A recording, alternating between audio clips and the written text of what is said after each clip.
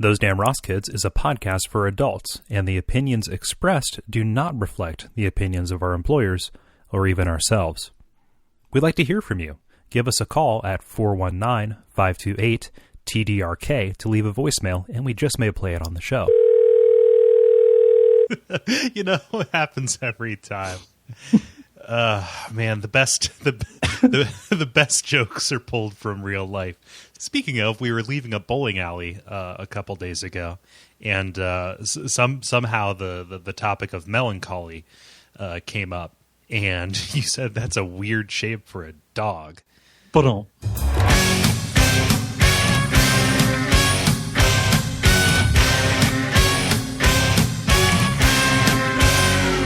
Those Damn Ross Kids, a conversation between brothers, featuring Kris and Kole Ross.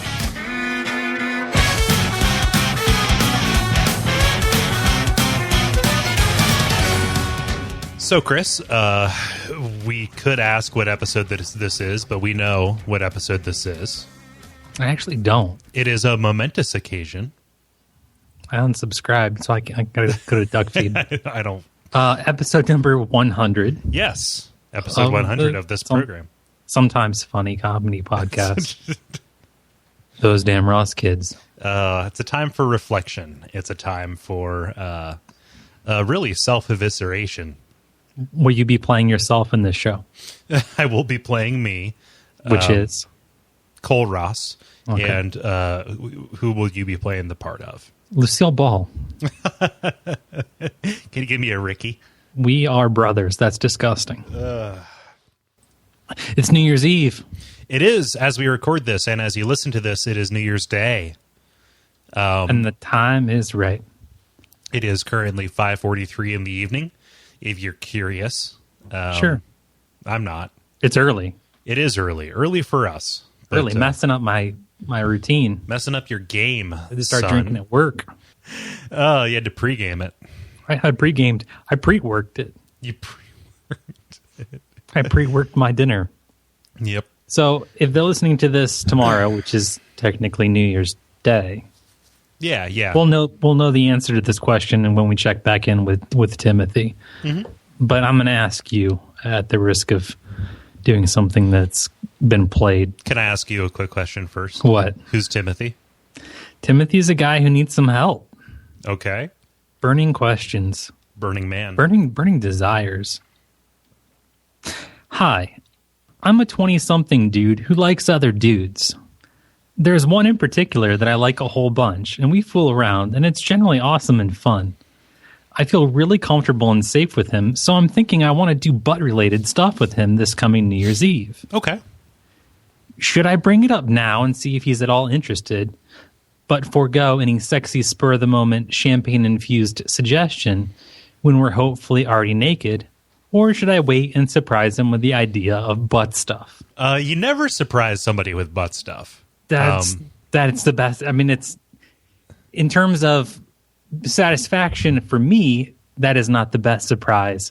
In terms of surprising me, yeah, that is the best. I mean, if you were trying to surprise me the most, if you're just trying to take away all speech. Yeah, so I need you to, because I'm going to say this, and I need context. So do not edit me. Butt sex would be the best surprise for me. The most surprising, best. Kris, when you say best, you get into quality issues. You see, that's what so I say that would be the biggest surprise, the most potent surprise. Either way. I guess I did. Yeah, in the Kris, in the platonic sense, this would be the best surprise. I don't our friendship. I don't think you like that. Platonic butt stuff. Yeah.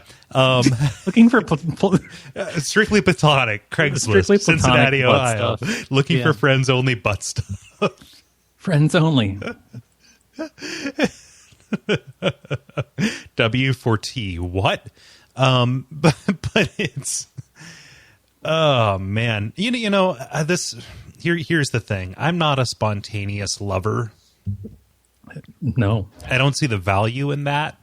If there like, You have to think of how much trust and capital you have, Timothy, right? You say, hey, I feel comfortable and safe around him. We need more context, right? Like, Sure. Are you thinking of giving the butt stuff or taking the butt stuff? In that sense, how do you surprise somebody by saying, I would like to be the recipient of butt stuff? By the way, I'm very proud of how clean we've kept this discussion of butt stuff. To be entirely honest with you, so let's keep that going if we can. So you're asking me not to one up you? Kind of. Okay. Well, see, here's the thing: is that when you don't see, here's the thing. Here's the thing. Here's the thing, Bosch. Here's the thing. You're not antagonizing me to do so. You're not escalating it. See, you ask for what I give you, which brings me to butt stuff. Okay. I was going to say, No, go on. I'm just kidding. I'm done. That's it. Okay. So I guess my, the advice to Timothy, he didn't solicit this from us, but as the Rolling Stones said, you can't always get what you want, but if you try sometimes, a podcast will give you advice about butt stuff. Let's just have a conversation like a grown ass adult, right? Yeah. Just if you want butt stuff, ask for butt stuff. That's really all that you have to do. Sure. It's not funny. I have another one on the same theme. Can I do it too? Is this the butt stuff hour? Mm-hmm. The Ross family butt stuff hour. Okay. Sure. Yeah. I mean, I think that sometimes you find what you're looking for in weird places, and I think Caroline has looked to the right place. Up a butt? She says she's a cisgendered bisexual female in her 20s. Okay. She says, I've had sex with one guy and I've had sex with one girl so far in my life, but I'm wondering if I should just stick with girls. You see, when I have sex, I like to pretend I'm a guy. I like the feeling of being the dominant one that takes care of the other partner. My favorite position when the guy I slept with was when he was underneath me, face down, and me giving him anal sex, like two gay dudes. I know I'm not transgendered, but I also know that I don't enjoy when a guy is going into me. It doesn't hurt. I just think it's boring. But how possible do you think it is to find a dude who wouldn't mind getting fucked up the ass, but wouldn't be able to fuck me because I wouldn't want him to? Do you think that that's too rigid of a requirement? No, not at all. She like, it's not a question of gender or whatever. All sex is about power, right? So if you're out there looking for a sub dude, like, that's like, again, be an adult. That really is all that matters. Second off, Chris, I want you to tell me, am I off base on this? Like one lady and one dude, that's a really, really small sample size to make that decision, right? Let alone there are people who recognize their sexual orientation without even having had any experience with that, etc. But if you're on the fence, making the call after one of each, It's like you deciding you want to live on a roller coaster. Yeah, exactly. I'm out of Charlie's. I like the pepper jack, the pepper mozzarella cheese triangles that they got, But I dig the potato skins too. After one of each, that will determine the rest of my diet for life. Also, butt stuff on a dude. Yeah, like as dudes do. As you do. As you do when you're a dude. As you do. Ah, man, this is good. I hope that we can help people, Chris. I hope that our advice, our incredibly respectful, insightful advice can get people through some harsh times. The new year, for some reason, brings about people trying to bring about a new leaf in their lives. There are people out there who mistakenly think that their lives can ever get any better. We would like to disavow them of that knowledge. And to provide the most sensible, sane path through towards their an inevitable demise. We exist as comedy entertainment most of the time anyway, and that really, to quote Akewood, that's just a momentary diversion on the road to the grave, right? But if we can edify people by saying nothing matters, then I think we can really hasten the whole process. Am I wrong? No, I agree. Okay, cool. Oh, man. Chris, do you worry about things? Mostly. Okay. Would you say that you... Most everything. That's the best answer I have. Yes. Yes. Would you say that you're indecisive? Sometimes. It depends on what it is. Okay, cool. Would you call yourself neurotic? Mostly. Okay, cool. Me too. I'm a neurotic dude. To quote our good friend John Roderick, you do things to keep the demon dogs away. I thought it was the devil dogs. Demon dogs, devil dogs. They both they use them interchangeably. Demons and devils, they're different in Dungeons and Dragons, but for the common vernacular, they're mostly the same. So anyway, there's good news though. So for the constant angst that we live our lives in, worrying about this or that. There are health upsides for so-called conscientious neurotics, people who plan ahead, make lists, try to exercise self-control, just people who recognize the framework that their neuroticism demands. Is that making sense? Would you say you are a conscientious neurotic? Likely. Okay, I'm a functioning neurotic. Yeah, Exactly. So, these people of this type, they experience lower levels of interleukin-6 or IL-6, which is a biomarker for inflammation and chronic disease. So there's all kinds of benefits to that, lower risks of inflammation, heart disease, stroke, arthritis, diabetes, all of these kind of things. There's a correlation, it seems, between healthy neuroticism and generally healthier being. So at least we got that going for us. It's a house of cards to keep myself, functioning and upright. It involves a lot of nervous poops and a lot of index cards, but I get there. I half read a quarter of an article that the world needed psychopaths to function, because if somebody pulled them out, it would all collapse. There was a great This American Life about psychopathy. Yeah. About how some of the most successful people in the world are psychopaths. It's necessary. There's 11% of the people would respond or level themselves as some kind of psychopath, according to the test that's out there. And that test is really weird because it's culturally biased and it keeps people in prison for longer, etc. But yeah, CEOs and thought leaders and things like that, outliers, as Malcolm Gladwell would say, they tend to be fucking psychotic. Sure. Yeah. Sociopaths, who knows? I think it's like a square rhombus kind of situation. Sure. Yeah. What is the test? Oh gosh, I forget. I think it's just the psychopath test. Oh, yeah. I was going to look it up. I mean, if I was giving the test, it would be here's a human head, cut out the eyes.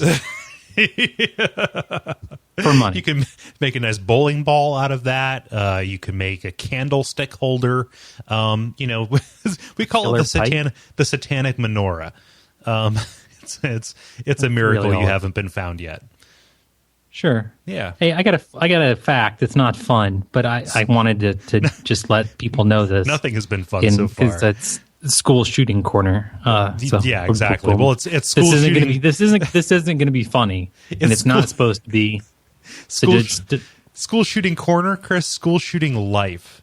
We Sure. as a race and as a people, we've so done fucked up that everything is just topping itself to where nothing is shocking anymore.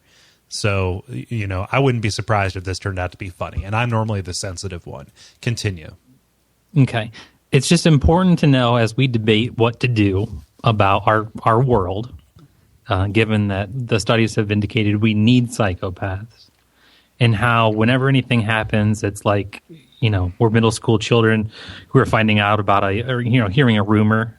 No way. And then it just blows up and something has to be done. Lynch them, I mean, it's just that way. It's important to remember that in 1927, an eccentric farmer named Andrew Kehoe was upset about the increase in property taxes that were to pay for a new school in his community.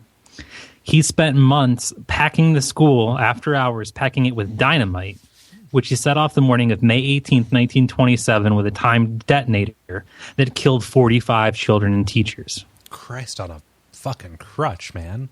He then returned to the scene after he had detonated the explosives, drove to the site, and blew himself up, taking several lives of those who were responding to the scene, so like cops and all that other shit, killing them in the process. So that's 1927. Right. And that's not a gun involved. But, you know what I mean? So just bear that in mind as you react.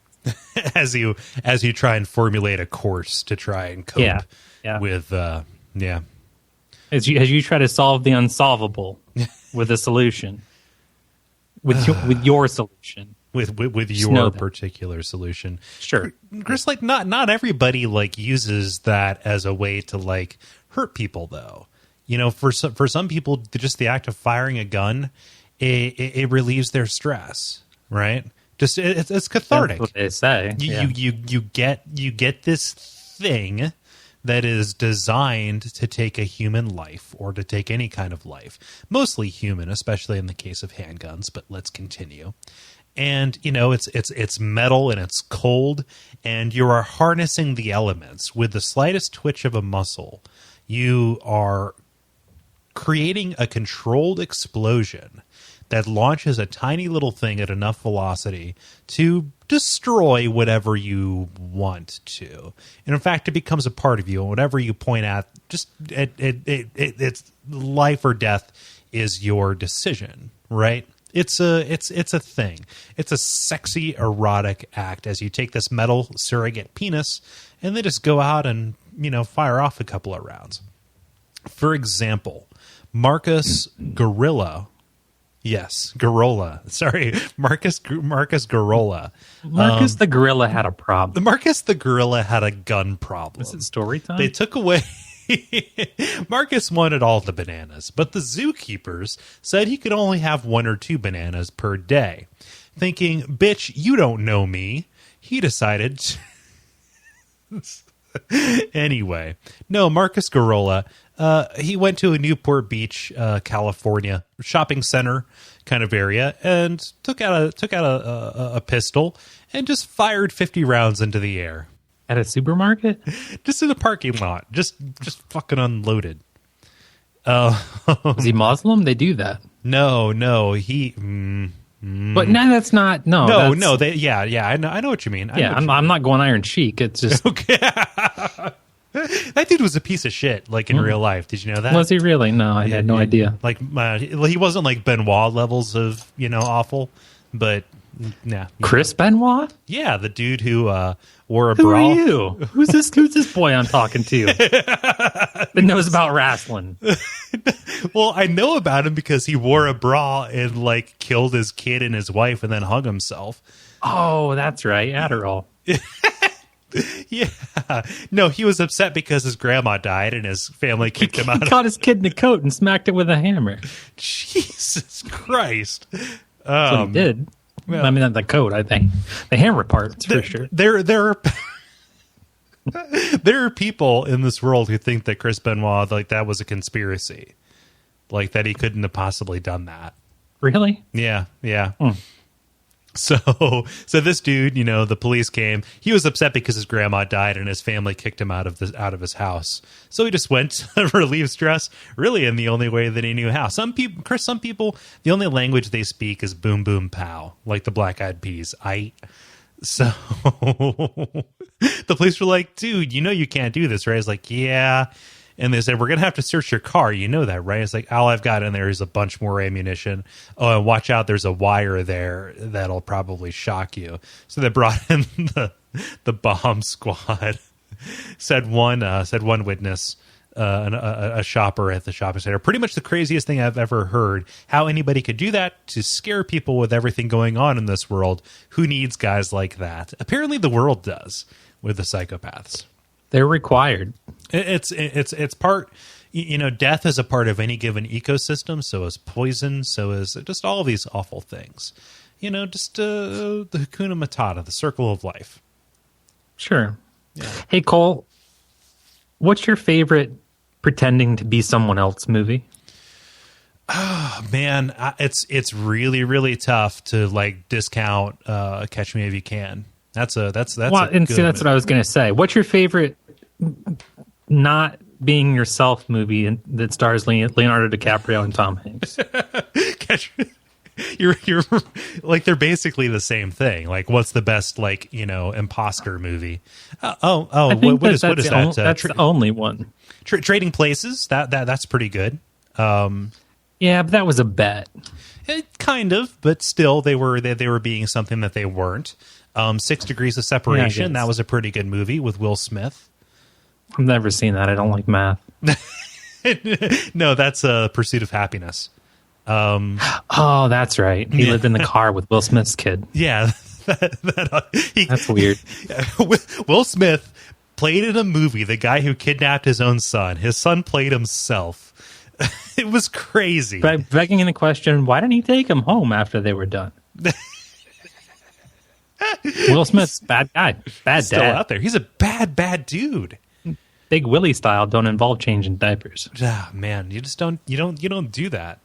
Oh man, what is it? There's tons of like noirs that are about that. What was it? Sure. Dracars. Yeah, Dracar Noir. You take somebody else. You take somebody else's scent to fool a blind person. Yeah, basically. What was it? Rear Window? Did that have that? I forget. It's been a long time since I've seen that. Hitchcock I don't loved remember. it. Yeah, sure. That's the one. Sorry. But anyway, the police in Newtown, Connecticut, again, school shooting corner. Jesus Christ. Sorry. Well, it is what it is. They have arrested a convicted felon who apparently drove to Newtown, Connecticut and fed false information as he posed as Adam Lanza's uncle. Man. This 35-year-old man was on probation for conspiracy and wire fraud when he showed up in Newtown, saying he was the nephew, that Lanza was his nephew, and that he was taking the antipsychotic drug Fanapt to treat schizophrenia. The guy's name is Jonathan Lee Riches. Oh God! This guy. He even felt a one need to pray for Lanza's victims while photographers captured the moment. He is no stranger to weird cons. He holds the Guinness World Record for the most litigious. Yes, that's how you say that. He has sued various celebrities under other people's names or in alias, including Kim Kardashian and Kanye West for alleged ties to Al-Qaeda, and Justin Bieber for stealing Selena Gomez's credit card to buy a penis enlargement. He was also behind a lawsuit under the name of Kevin Federline's brother, incidentally Christopher Federline, claiming paternity of Britney Spears' first son. Police nabbed him for violating his 5-year federal probation and barred him from leaving Pennsylvania. That's a sentence right there. Excuse me. You can't leave Pennsylvania. You can't leave Pennsylvania. No, that dude's awesome. He's great. It's the real deal. He is his entire life has been this art project to call attention to how absurd our court system is. Yeah, it's pretty. You call it a court? You call this a court. He sued he sued Jonathan and Seth from Yeah Dude. No, he didn't. Yes, he did. Oh, did he? Yeah, they talked about this. It was early on. It was like in the 200s or so. You mentioned the Kardashian one, and the two hosts of that podcast, which is a really good podcast. They were named as suspects in the suit as co-conspirators for I believe it was because the Kardashians were trying to steal, break into his documents or something like that. Oh man. So is he just bored, or is this a thing? I think that he likes the attention. Mm-hmm. I think that he's kind of like Fred Phelps in that regard. The God Hates Fags guy, and just shows up wherever. The Westboro Baptist Church, how they picket the funerals of Iraqi vets and things like that. Oh, gotcha. God said it. It's in the Bible. If you dunk your Bible in lemon juice, exactly. Every single copy. It's so weird. It's a secret message from God, apparently. Yeah, exactly. You have to and then heat it. Yeah, that's what most people don't realize. Also, urine works, which is funny. Yeah, Jonathan Lee Riches. He's the real deal. I'm surprised you didn't get more than that. But, You got to read between the piss-soaked lines. Oh, man. Yeah, speaking of things that are full of shit, that's not charitable. Jonathan Riches, he's not full of shit. He kind of is, but he kind of isn't. Don't sue us, please. I can't afford that, please. So this chick, she's riding the Chicago Transit Authority's Blue Line, just coming home from work, and some dude walks up behind her with a sock full of human feces and hits her with it repeatedly until she's covered with human sock feces. Then he flees. Shit sock. Shit sock. that sounds that's played. What's that? That's played. Yeah, it's a little bit. It's just, well, why would anybody leave their house? Like to go onto a place like with people because you're riding in a shit tube with people who are going to hit you with shit socks. Like this dude gets away. She says it was the biggest degradation I've ever experienced. I wish that he had just hit me. That's like the worst. Like I would look for somebody to kill me if that happens. Really? Yeah. Like if somebody hit me with a shit sock. Like I would just say, like, end it, please. I will get off at the next stop. There's there's no bottom from here. Like it's only down. For humanity or that lady? Just in general, for both. Okay, well, I didn't know. Like it's a dark door that's open when you're hit with a shit sock. Okay, it's a dark door. It's a dark door. What would you do? What would I do if I got hit with the shit sock? Yeah. Or what did I do? Or what did you do as you were fleeing this woman? No, I don't know. I would say something like, what? And then I would look at the camera and shake my and just and shrug my shoulders and say, "Rascals." Credits. But I would take two fingers, my index and my middle finger on each hand, and I would use them to scrape from my nose out to the outsides of my eyes. So that I could look at the camera. Okay, yeah. Yeah. No, I would take it, and I would take my fingers. I would take the first three fingers on every hand, and then just make a line from my nose outward toward my ears, and I make myself a shit cat. A shit cat. Yeah, and then I would start prowling around because my mind would be broken at that point. I don't know. Cole just turned into a nice kitty. Yeah, just shit cat. Just kind of like rubbing up on people. Just vomiting everywhere. Oh, man. Said the woman, the worst part is nobody had anything to wipe my face with. They really aren't prepared for a situation like that. Wipe it with a sidewalk. It's less shitty than your face. Exactly. Right now, your face is the filthiest thing in the room. Stop, drop, and sanitize. Yeah. Oh, God. Can we drop a forever unclean here? Yeah, right. Yeah. She didn't have any respite from this until the paramedics arrived and gave her towels and water. That's a show about football and a wrestling reference for you tonight.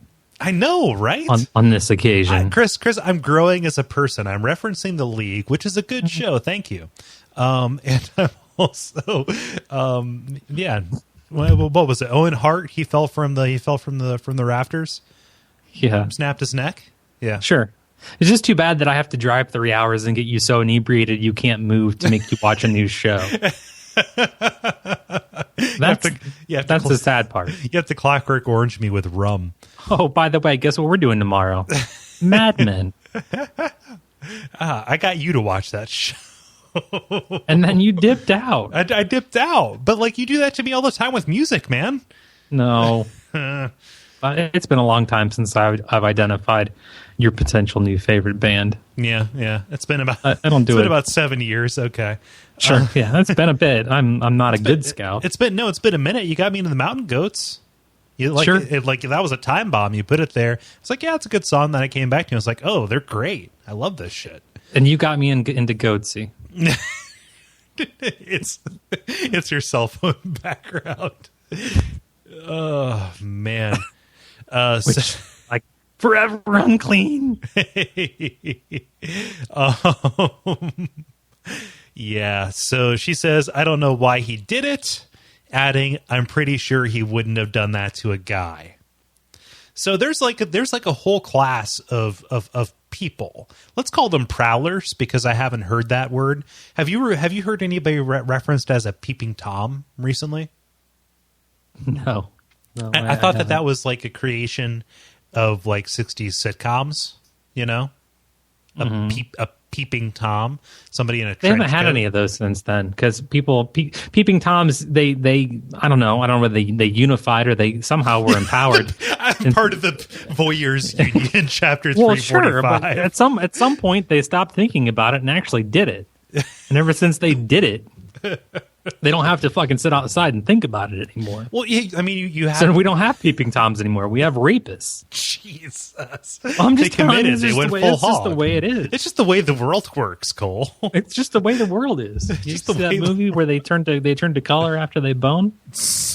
Futurama or Hefty World? I don't know. Yeah, Futurama, starring Jeff Daniels and Tobey Maguire. That's the one. Yeah, What's that show called? that show. Yeah, or that no, movie. The movie, The Pleasantville. Pleasantville, that's right. Yeah. But yeah, that Don Knotts. Don Knotts was like he was the Satan figure who like lured. He was the cartoon fish. Don Knotts was the cartoon fish in Pleasantville. Don Knotts reprising his role As Janine Garofalo. as Janine Garofalo in A Fish Called Wanda. Was that movie?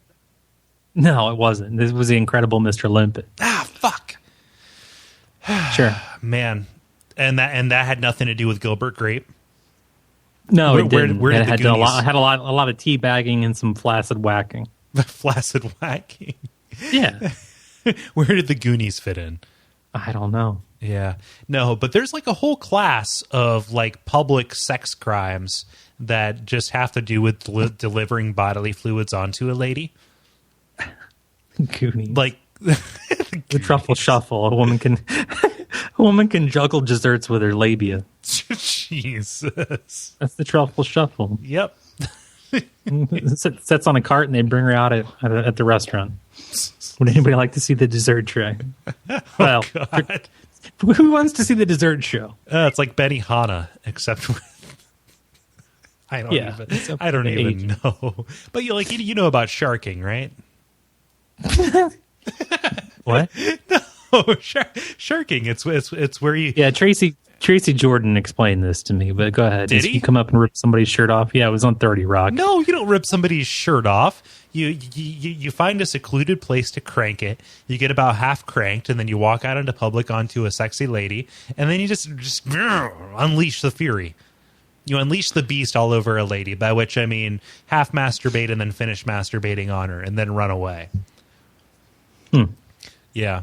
Also, like putting semen into a spray bottle with some water and spraying a lady.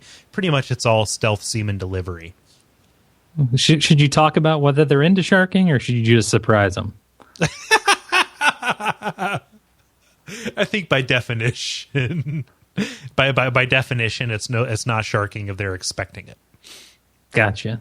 Yeah. So is premeditation required in that if you just happen to be standing in an alley and your semen somehow shoots out onto the sidewalk and accidentally sharks a lady, can you still call it sharking?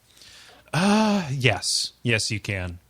You want that in slow motion? Just if you accidentally, I would say if you come on a lady in public at a grocery store and she doesn't expect it, that's sharking. Doesn't matter. Gotcha. It doesn't matter intent on your part. Intent does not. No. Okay. No, intent doesn't factor in. Does not. It doesn't factor in. Gotcha. Can I tell you about a new website? I would love to know about websites. Can I add it to my favorites, Chris? Yeah, you to my can. bookmarks. Can I It's called- Can I share it on my AOL keyword user group? The website's called potentialprostitutes.com. It's a new website that posts the photos, locations, and phone numbers of women who it deems might be sex workers.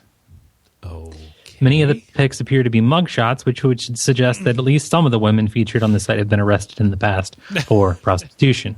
But if you're an extra special douchebag, as the article reads, you can submit random people for inclusion on potentialprostitutes.com.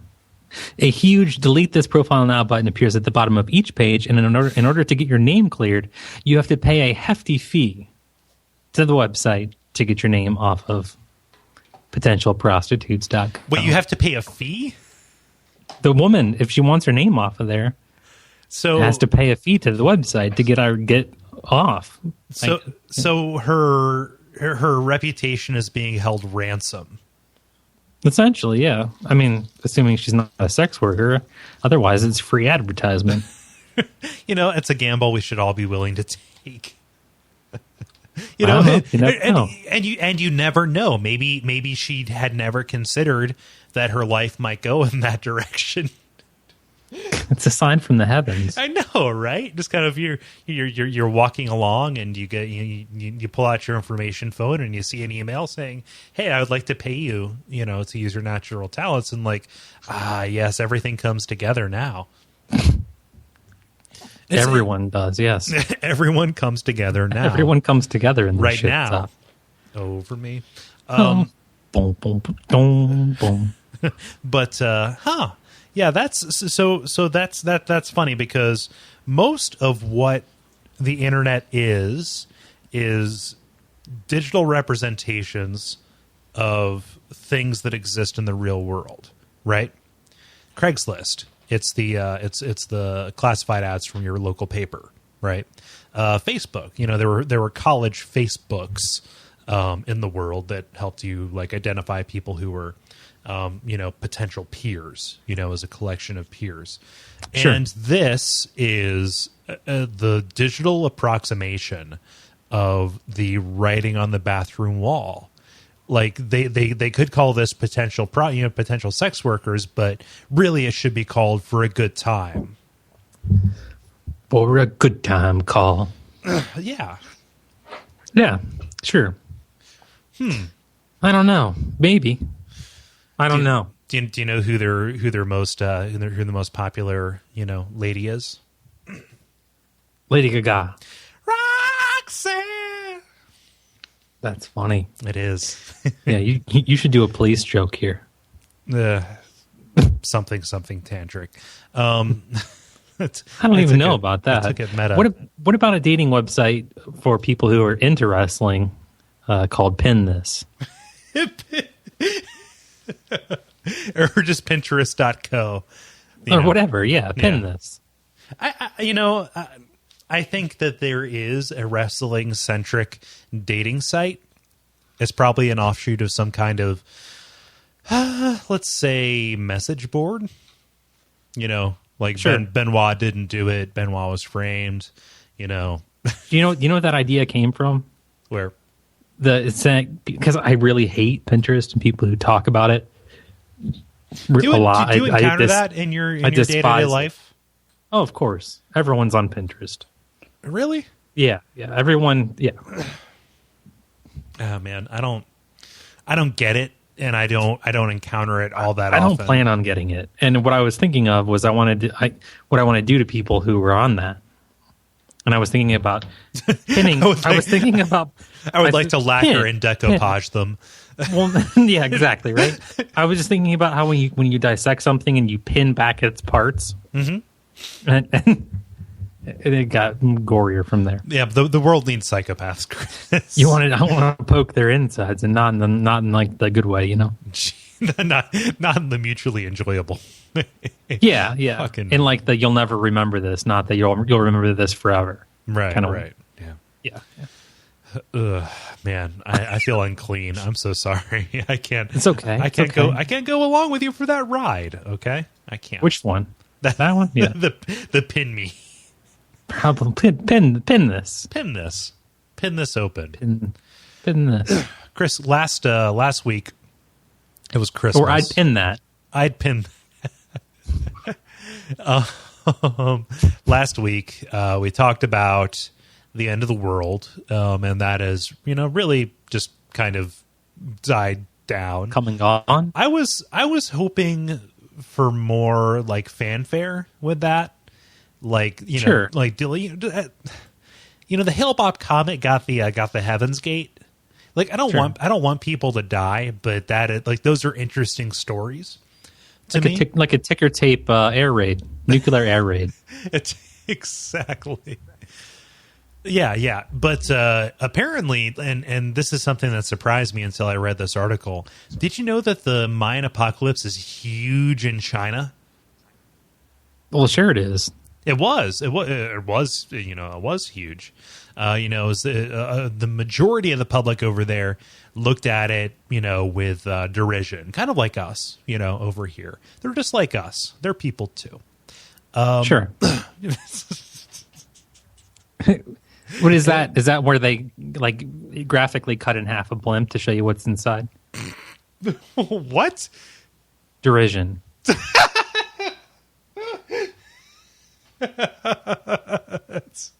God, you're fucked. All right. No. But here's the thing. For as many people who look at it with derision, apparently 20% of China's population believed that the Mayan calendar apocalypse was a thing that would exist, whereas globally, only 14% saw it as a thing. It's still a lot. It's still a lot. And, we're not doing too good either, because the United States had 22% and Turkey had 22% as well. So we're dumb, I think. Yeah. If the Mayans were so smart, where are they at? They ran out of corn is the thing. Like, they overfarmed is my understanding of their civilization's demise. No, they had the steppe farms, and they turned the eagles with the snakes in the swamp, right? The Mayans were down south of that. Like, really? You're thinking of the Aztecs, which were more in Mexico proper. The Mayans in were Teotihuacan. Yes. Exactly. The Mayans were more in northern South America. Yeah. Northern, okay. So like in Colombia. In Colombia and Peru. Or yes. Panama. Panama. A panoply of Panamanians. Yes. Panama. And here's my favorite part, because this is pretty badass. Apparently, there is a cult in China called Almighty God, which is called for a decisive battle to slay the big red dragon, which is a reference to the Book of Revelation and the organization's name for the Chinese Communist Party. As many as 1,000 members were arrested prior to the Mayan New Year, or the Mayan apocalypse or whatever, because they were using that as a way to, as like their date for when they were going to try, and but their members, they claim they have 300,000 adherents, called Lightning from the East. Tell me, is that not the best thing? They claim that Jesus returned to the earth in the form of a 30-year-old Chinese woman who wrote a third testament of the Bible and promised salvation from the coming apocalypse. Like that stuff really fascinates me, like the cult stuff and the crazy alternative, Christianity. Like if I wasn't, so goddamn smart and had my shit together so well, I could see myself being like, badass, I'm lightning from the east. Let's go for it. Well, you are smart, so start the movement. God. Right? Oh man. I would rather be a cult leader than a cult follower. You get more sex. Good God. Got anything else? Yeah, I do. And it reminded me of your weird brand of loneliness. Lonely? Who's lonely? I don't know. I'm perfectly happy. I'll finish my coffee. I'm sure you will. Scotland Yard has concluded that an MI6 codebreaker named Gareth? Gareth, Williams, like from the Gareth. British office. Yeah. Yeah, Gareth like Algar. the type of leaf. That he probably locked himself inside the duffel bag he was found dead in. Okay. Police had reopened the case after the coroner ruled that a third party had likely been involved, possibly even one of Williams' security service colleagues. But after taking DNA samples and re-interviewing all MI6 employees, the detectives had been unable to find any trace of anyone who should not have been in the flat. During this investigation, 2 experts told the jury that Houdini himself would have struggled to lock himself inside the sports bag, and trying to trick in vain themselves 400 times. But after those proceedings, a retired Army sergeant came forward demonstrating how it could be done, and police detectives were able to repeat his process. Investigators now believe that the incident was likely an autoerotic event gone wrong, a possibility the coroner rejected. An unofficial police spokesman, however, says detectives are still pursuing a number of lines of inquiry. Now, claustrophobia as a form of, autoerotic activities. Okay. Yeah, that's like what that it's almost it's like a return to the womb, right? Like you want to be locked in as much as you can. I don't know. I've never heard of it before, which is why we're talking. That's so like. Why would it be autoerotic? Was there evidence that it was a sexual thing? I don't know. Apparently, it is a in? thing. Well, he was in the bathtub when he. I mean, the duffel bag. Everything I forgot. Everything I do in the bathtub is erotic. Well, sure. Your hands down by your junk, I assume, unless you're washing your hair. What if you're trying to break in some jeans? You know, like the sprinkler in the lawn's for as you dance around to relax the denim. Yeah, I don't know. Shirtless, splashing around in the sprinkler. Yeah. Like 7:30 on a summer evening in front of the kids. Middle of January, the PCP making it so you can't easily be tased. Sure. Yeah. I don't know. I was going to say it sounds like an open and shut case, but it's mostly just shut. Yeah, it was a North Face bag, by the way. Free publicity.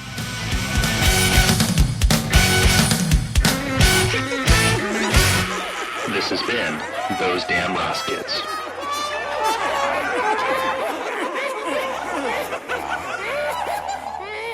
Hey, Cole, what can they do? Well, the biggest thing that you can do is go to iTunes. If you're not at the iTunes persuasion, you can sit this one out for a second. But consider doing it. Leave us a rating or a review. That really, really helps. If you would like to support the network, you can go to duckfeed.tv/tipjar. Use the Amazon link there and go there, buy whatever you're going to buy. It is, post holidays. You got some gift cards, burning a hole in them pockets. And, we get a little cut of that, and it doesn't cost you anything extra. That has gone a long way towards making it so that we can run this network not at a loss, which is a huge, huge deal over the past year. So thank you so much for everybody who has been using that. And if you are considering doing that, you're using Amazon anyway. You're a human in this world. Other than that, you can go to the website, find more episodes of the show.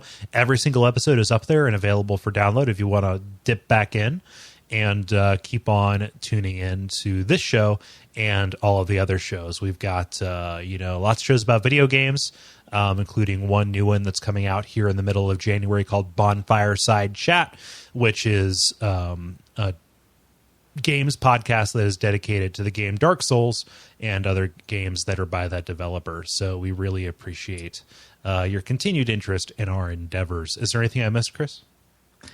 No, you got it, except for you failed to mention this podcast. But anyway. You're so fucking jealous. I love it. Anyway, good night. Night.